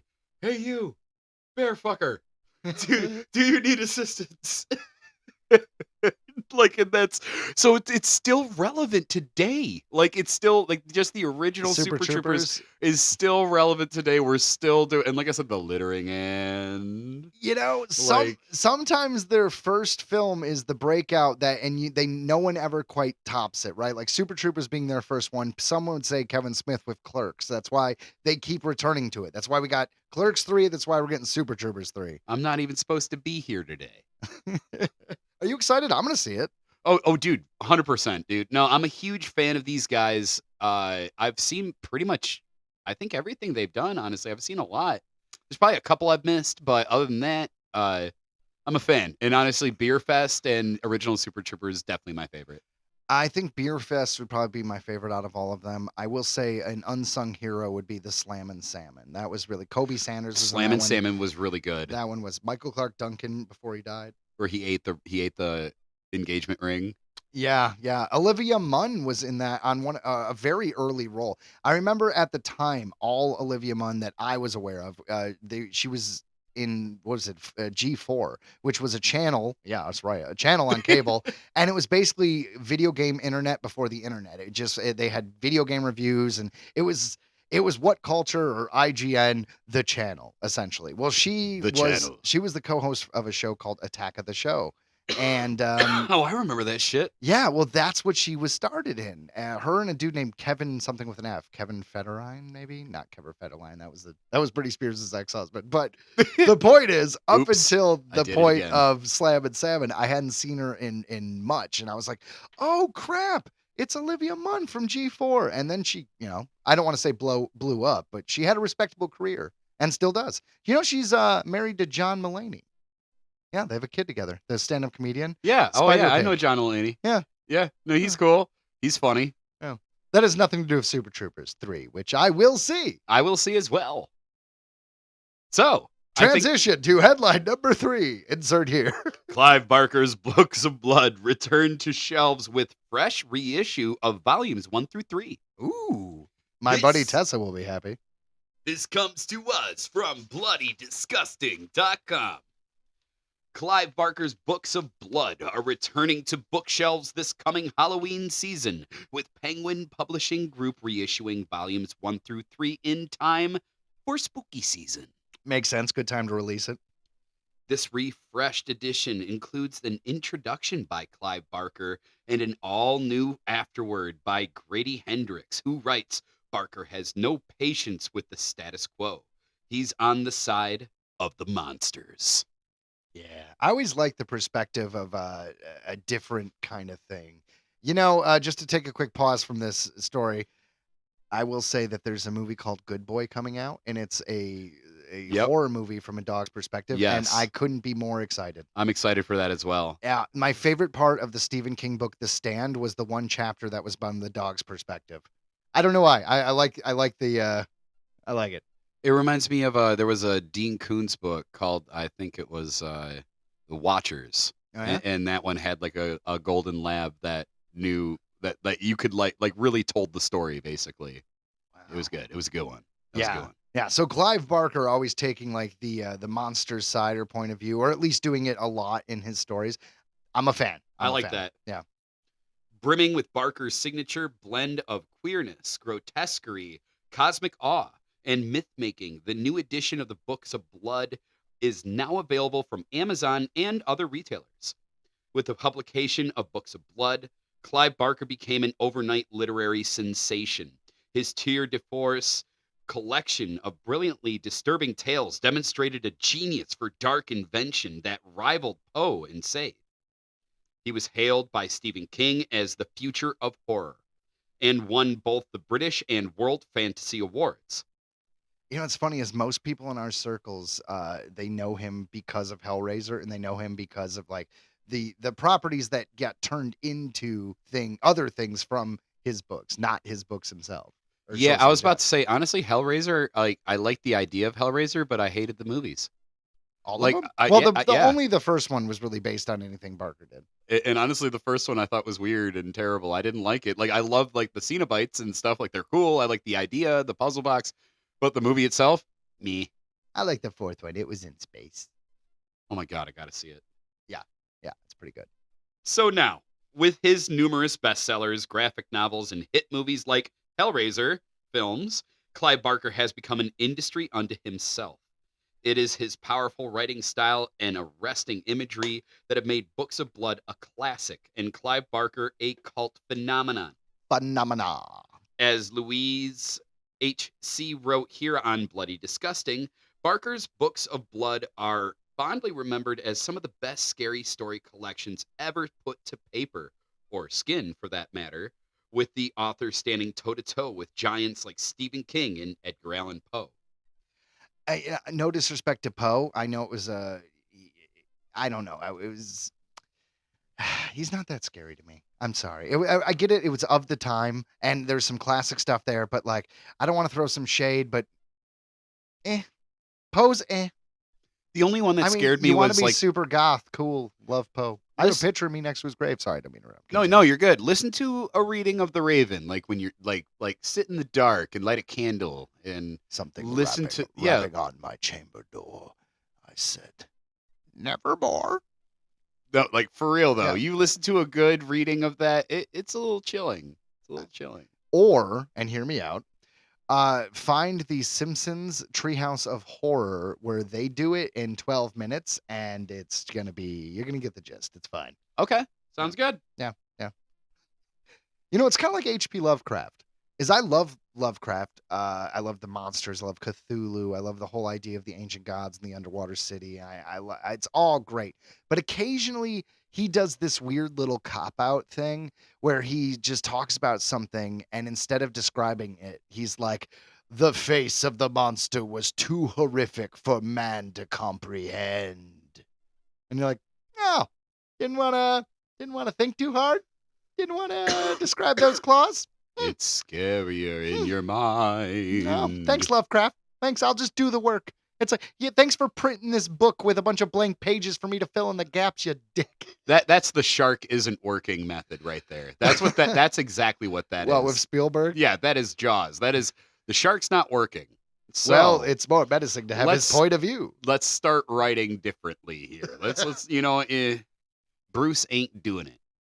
So it says it concludes here with stories included in volumes 1 through 3 include The Midnight Meat Train, Dread, Rawhead Rex, and Human Remains. They all sound like death metal albums. A little bit. As well as The Yattering and Jack, Pig Blood Blues, and Hell's Event.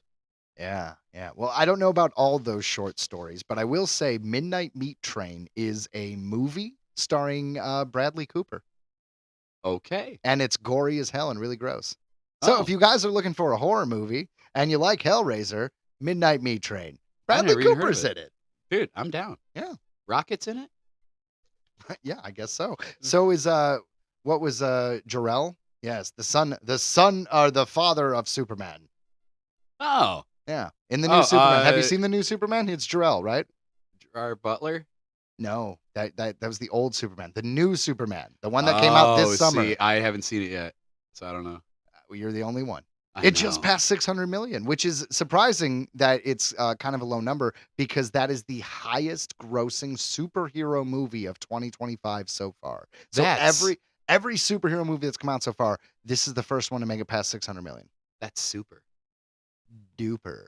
Kind of saying. like headline number 4. Spider-Verse filmmakers Lord and Miller are making an Archie Comics movie.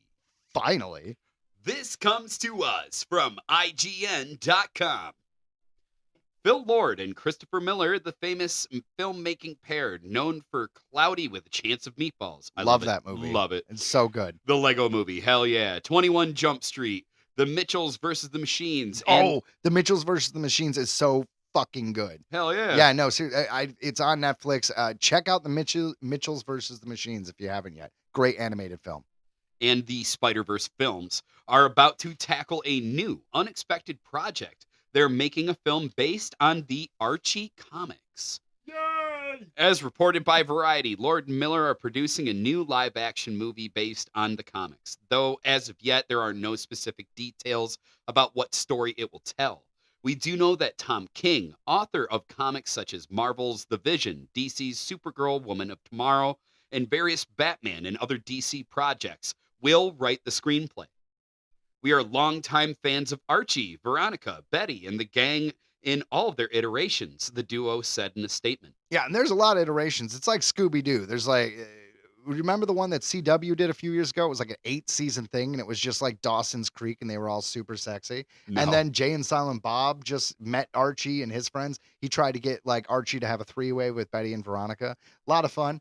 A lot of fun. They just keep changing. Even that weird Netflix show where they did, I mentioned it earlier, I had a board game of it, The Chilling Adventures of Sabrina. That was actually super freaking dark, I guess connected to that live action Archie show. And that one, they were the devil worshipping and killing and murder. That was dark as hell. So Nice. Archie's done a lot. Archie does a lot. Damn, Archie. Yeah. When we heard Tom King's take on the classic material, we instantly thought it made sense as an event movie for all audiences, both lifelong fans and whole new generation. We're so excited to bring these beloved characters to the big screen. Archie comics have been running since the 1940s, with a reboot beginning in 2015 that ran through 2020. That was the sexy teens version I told you about. It's become a cultural staple, sparking iconic characters such as Sabrina the Teenage Witch, Josie and the Pussycats, Jughead, and 2017 teen drama series Riverdale. At its center, a love triangle between Betty, Veronica, and Archie has been a constant question and problem throughout the entire run of the comics, finally culminating in a 2024 one-shot written by the same Tom King, in which Archie made a choice. Bum, bum, bum. One person's blonde, one person's brunette.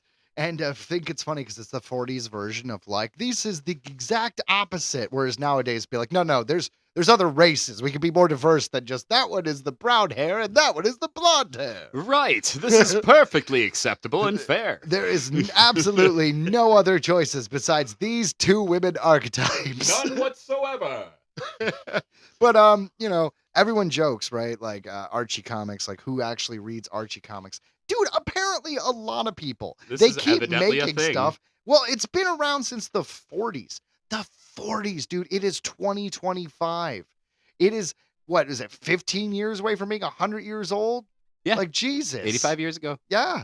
I mean, you got to tip your hat to any, besides Superman, what comics, geez, I'm sorry. I'm blown away by the fact that Archie is still finding ways to be relevant.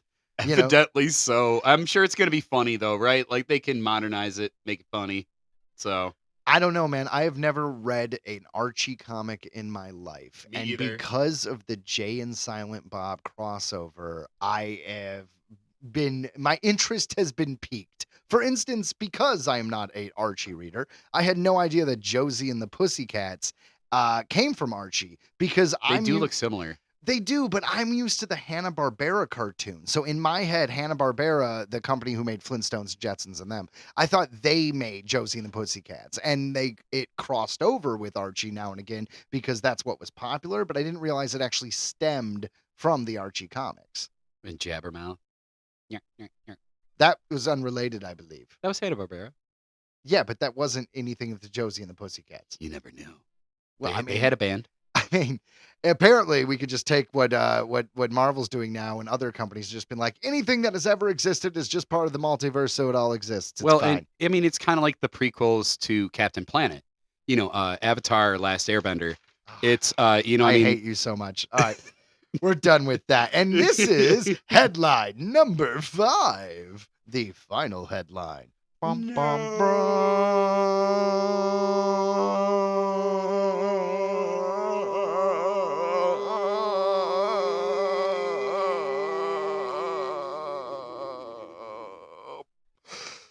Star Wars drops a surprise Ray Skywalker project. Woo!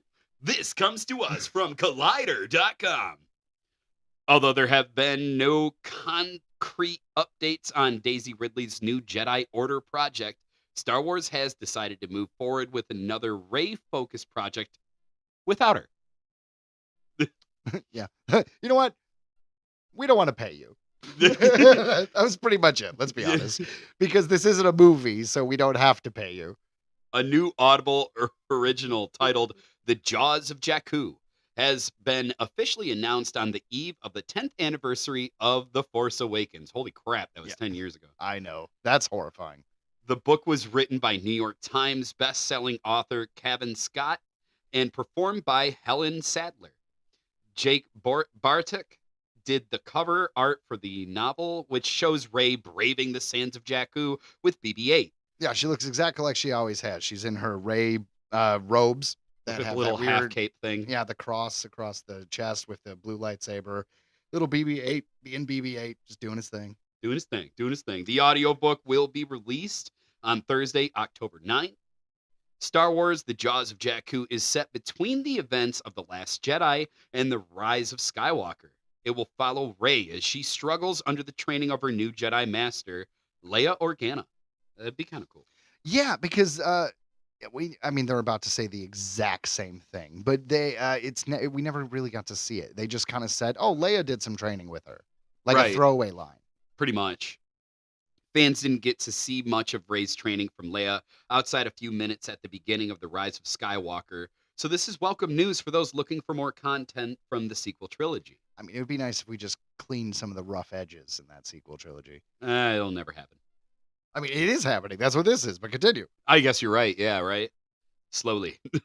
Finn will also have a role in the Jaws of Jakku, which will see Rey, Finn, and BB-8 return to the planet and meet a young girl whose family needs saving. Despite the cover art being clearly based on Ridley's portrayal of the character in the sequel trilogy, there's no mention of her involvement as a voice actor or even a producer on the project.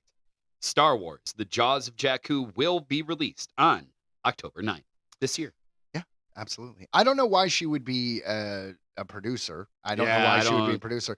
And obviously, she's not going to do her voice. I mean, I could be wrong. There might be an instance where he did reprise his role. But I listen to a lot of Star Wars novels on Audible. Not so much anymore, but I did. And Ewan McGregor didn't play Obi-Wan in those. They didn't get Mark Hamill to play Luke Skywalker in those. So honestly, the her not being involved, yeah. The people who read Star Wars novels, sorry for interrupting, are incredible. They even do like women voices. They do like alien voices. They do like whoever signed, like they are good. Sometimes they have different actors. They always have sound effects and music. Like, you guys, he's right. If you haven't listened to a Star Wars book that's come out recently, they're a damn production. Yeah, like Joe said, and when the lightsaber ignites in the story, you hear it ignite. When they clash, you've got action music in the background. It's awesome. Yeah. It's really, really good. It takes you on an adventure of auditory absolution. It does. It's so fucking cool. Yeah, it really is. I will say that okay, so I don't want to say I'm disappointed, because I'm not disappointed, because I want more Star Wars and I like the character of Rey. But when I first heard about this and I was going to look up articles to, possibly read or talk about, the first one I saw was Screen Rant. And Screen Rant's headline is that we're getting a sequel to The Rise of Skywalker. And that excited me a lot, because I'm like, okay, what happened after The Rise of Skywalker? Like, I care about that. Yeah. And then when I read more into it, and it was clear that this was going to take place between the second and third movie in that trilogy, between The Last Jedi and The Rise of Skywalker? Yeah, yep. I just said. Yep.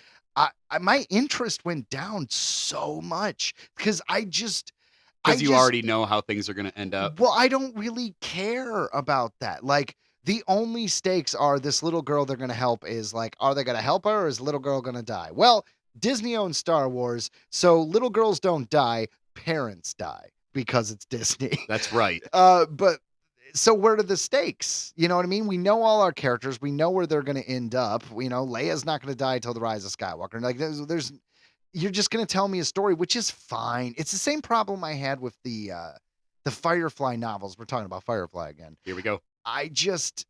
When you take a story and you just try to shove it in between existing stories, there's very little room to make it intriguing.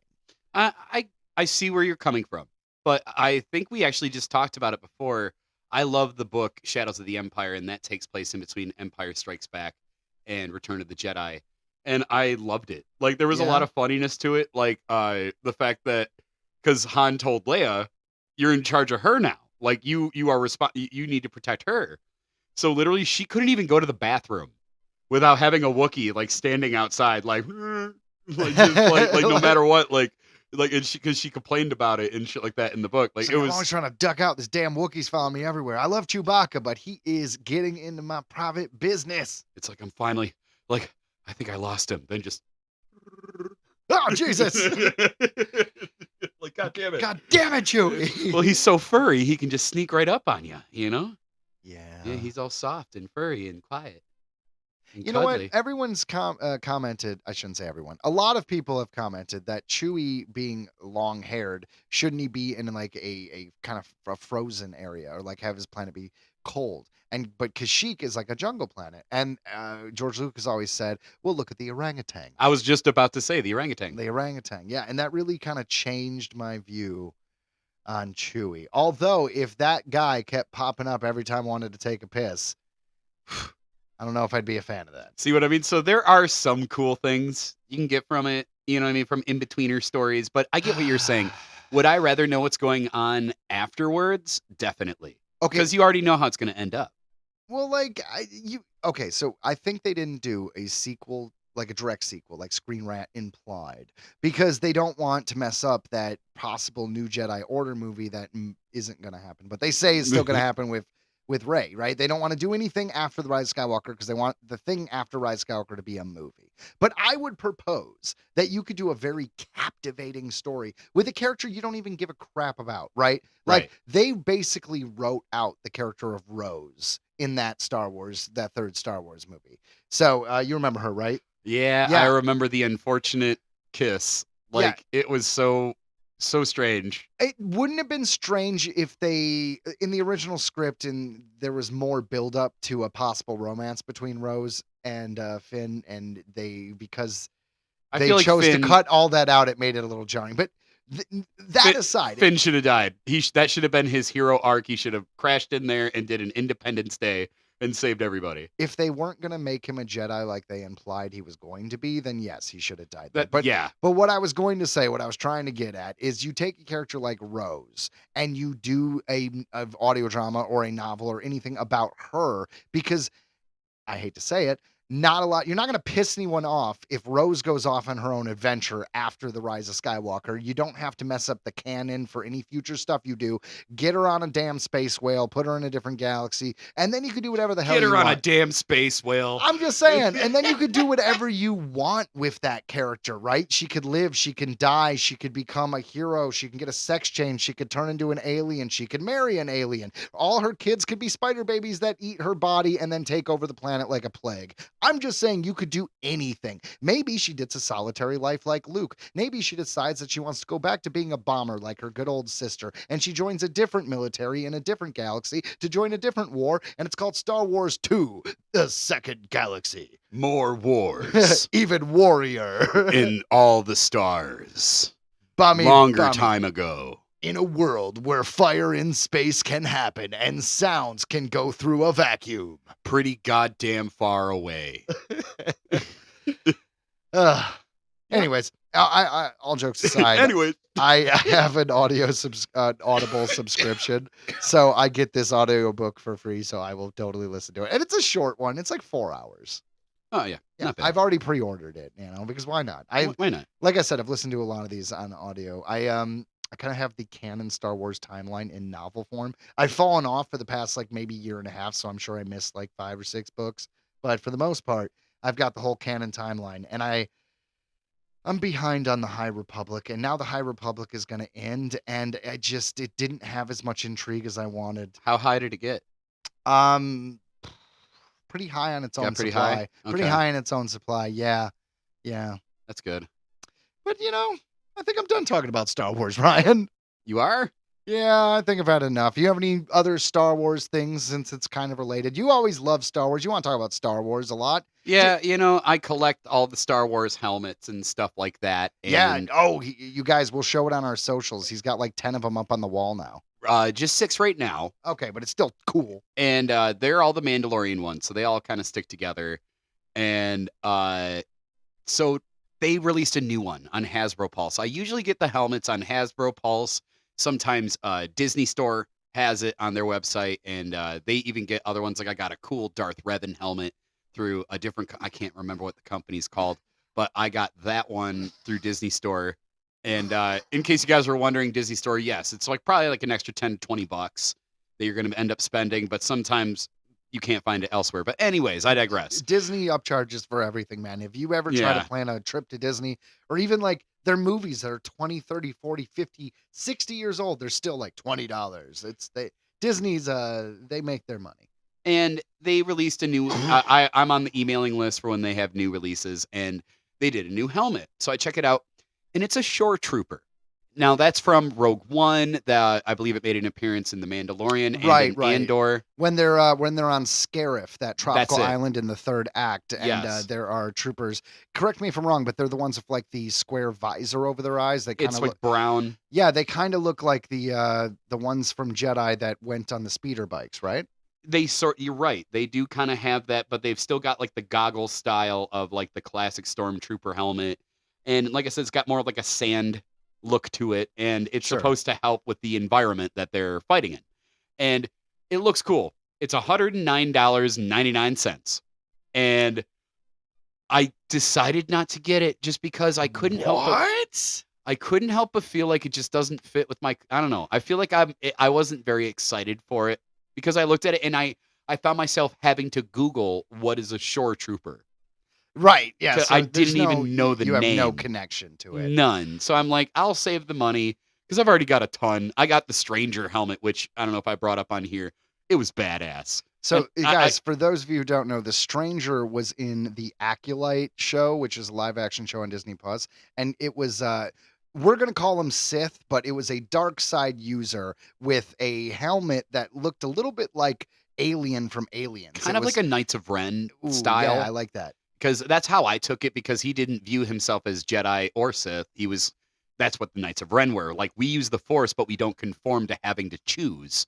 You know, we do what we want, kind of thing. Yeah, if you're not a dickhead, you'd be called a gray Jedi. Yep, and it was made of cartosis metal, which disrupts lightsabers. It was made canon in the books back Yeah. in the 90s. And Very cool metal, guys. Think of like adamantium from the Marvel Universe in Star Wars. Like Ryan said, it could stop lightsabers, and it had a lot of other really cool properties. So I've got that one. I've got the Kylo Ren helmet, which was a different company. Got that on Disney Store. And then I've got, oh my gosh, I've got Moff Gideon's helmet, the one that he got made to fuck up the Mandalorians. And I've got so many dang helmets that I've got You to should put up. get Phasma. Oh, they do need to do Phasma. I would love that. I would Have totally they not done get Phasma? No.